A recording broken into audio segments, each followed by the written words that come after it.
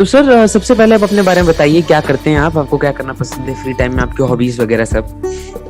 Sir, मेरा नाम कृष्ण कुमार शर्मा है। जयपुर राजस्थान का रहने वाला हूँ मैं, और अकाउंट्स का काम करता हूँ मैं।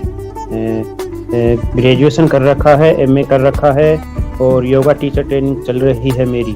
फ्री टाइमली मैं समाज सेवा वगैरह करता रहता हूँ, और भागवत गीता का स्पेशलिस्ट में सेल आउट का और इनका लोगों को बताने का, मतलब धर्म के ज्ञान के बारे में लोगों को बताता रहता हूँ कि आज हमारी जनरेशन भागवत गीता से दूर होती जा रही है, उसके बारे में इंफॉर्मेशन करता हूँ, और समाज सेवा का मेरा काम है।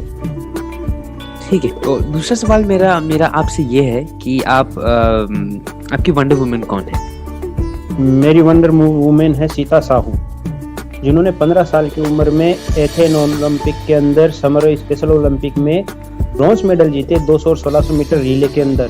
परंतु सरकार की अनदेखी के कारण उन्होंने जो परिस्थितियां सही हैं, शायद मेरे हिसाब से आज तक किसी खिलाड़ी को ऐसी परिस्थिति सहन नहीं करनी पड़ी हो। हाँ जी, ठीक है ठीक है। तो सर बताइए उनके बारे में हमको और डिटेल में, और अंदर जाकर क्या डीपली उनके बारे में क्या करती थी वो, कैसे वो एक प्लेयर बनी, और उनके बारे में क्वालिटीज और उनके क्या क्या चीज़ों से वो गुजरी, उनका जर्नी है हमारे साथ शेयर कीजिए। सर, सीता साहू एक ऐसा नाम है जिसे खेल जगत के लोग भी नहीं जानते। रियलिटी तो ये है, जैसे हम धोनी को या विराट कोहली को या सानिया नेहवाल को सब जानते हैं क्योंकि उन्होंने कुछ अचीवमेंट किया है, परंतु सीता साहू ने भी वो अचीवमेंट किया है जो ethane Olympic, summer special Olympic के अंदर ब्रॉन्ज मेडल जीता उन्होंने 1600 मीटर और 200 मीटर रिले के अंदर। परंतु देश में जो अनदेखी इन खिलाड़ी की हुई है वो मेरे हिसाब से किसी की नहीं हुई।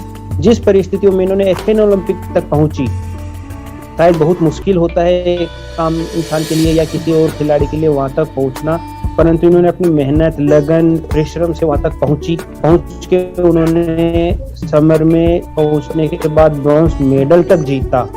और सरकार ने जब वो वापस एमपी रीवा के जन्मी हुई थी, वो गरीब परिवार से थी, तो जब वापस आई तो सरकार ने उनके लिए 1 लाख रुपए की घोषणा की। उस समय एमपी के मुख्यमंत्री थे शिवराज सिंह जी, तो उन्होंने 1 लाख की घोषणा की, परंतु किसी कारण से सरकारी योजनाओं का जो पैसा होता है उन तक नहीं पहुंचा।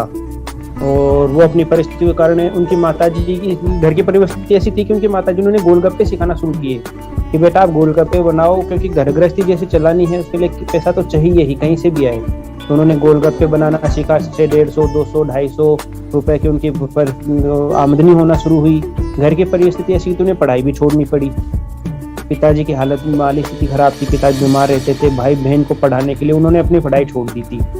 परंतु बाद में जब 2016 के अंदर आके जब उन्होंने शिवराज सरकार से उन्हें सहायता राशि मिली 5-6 लाख रुपए, 9 लाख रुपए एनटीपीसी के सहयोग से, तब उन्होंने अपनी पढ़ाई भी शुरू की। परंतु आज भी उनकी स्थिति मैं मानता हूँ खिलाड़ियों को जो सहायता मिलनी चाहिए वो नहीं मिलती है। वो आज भी अपनी प्रैक्टिस खुद के दम पे करती हैं, खुद ही प्रैक्टिस करती हैं। उनके बारे में हमको बताना चाहें तो, अगर कुछ और है आपके पास?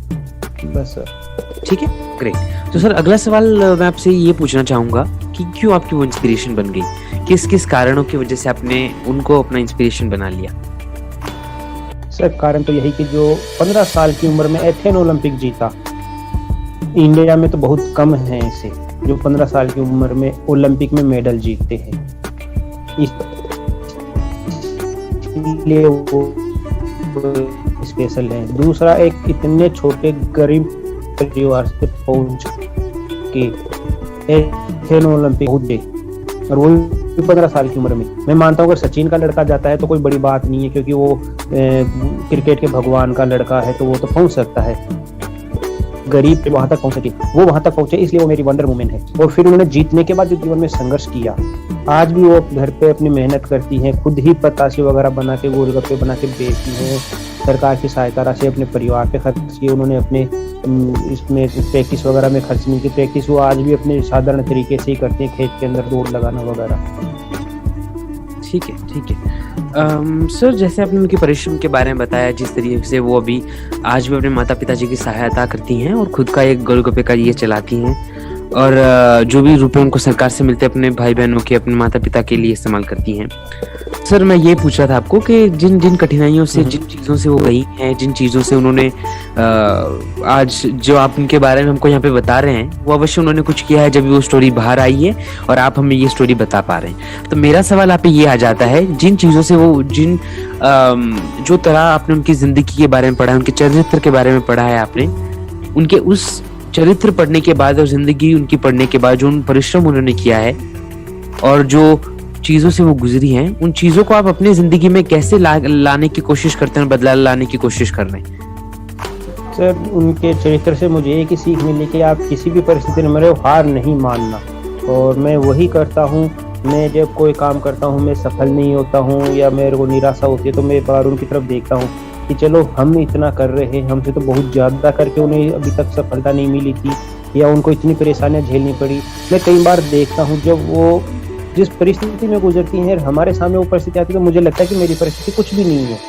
मुझे उनसे कुछ सीखने को मिलता है कि आज भी वो इतना फेमस नहीं हो पाई इतना कुछ करने के बाद, और हम सोचते हैं यार हम छोटा सा काम करके हम फेमस हो जाए, तो वो मुझे लगता है कि मुझे बहुत कुछ करने की आवश्यकता है, उनके मुकाबले में कुछ भी नहीं है अभी तक। हाँ जी, हाँ जी। जी, मेरा यही सवाल था आपसे। बहुत खूब अच्छा लगा सुनकर कि आप ये स्टोरी लेके आए यहाँ पे। बहुत बहुत धन्यवाद इसके लिए।